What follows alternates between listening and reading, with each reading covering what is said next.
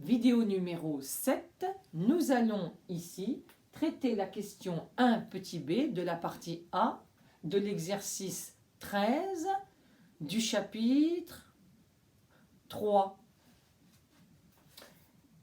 X est la variable aléatoire au gain du client qui a donc pioché simultanément 2 boules dans l'urne qui en contient 8. Quelles peuvent être les valeurs prises par X?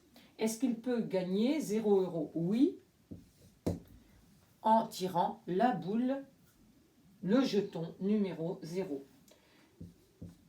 Cela peut être égal à 1 aussi. 5. Est-ce que ça peut être égal à 50? Oui, puisqu'il y a 2 boules, il peut très bien tirer les 2 boules, les 2 jetons numérotés 50, et à ce moment-là, le plus petit des numéros, c'est bien 50. Maintenant, pour avoir la loi de la variable aléatoire x, il va me falloir calculer les probabilités des différents gains possibles. Alors, quelle est la probabilité pour qu'il gagne 0? Il faut à ce moment-là que le plus petit numéro tiré soit égal à 0. Il est obligé de prendre la boule numérotée 0.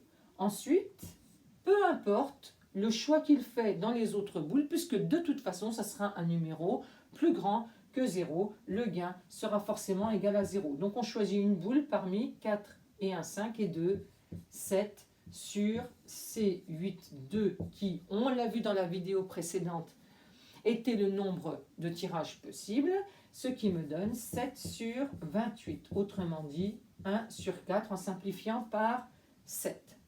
Pour P de X est égal à 1, là c'est la probabilité que le client gagne 1 €. C'était l'objet de la question précédente qui a été traitée dans la vidéo numéro 6. Nous avions trouvé 9 sur 14, c'est-à-dire 18 sur 28. Comment peut-on gagner 5 €? Eh bien, il faut absolument tirer la boule à 5 € et obligatoirement une des 2 boules à 50 € et bien entendu ne pas prendre de boule parmi les 5 qui restent, c'est-à-dire celle à 0 € et celle à 1 €. Ceci vaut 1, ceci vaut 1, ceci vaut 2.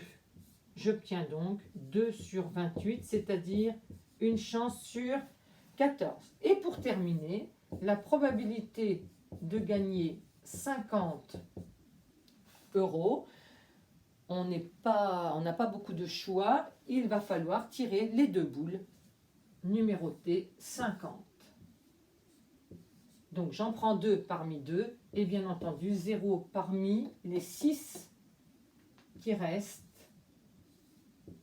c'est-à-dire une seule chance sur 28.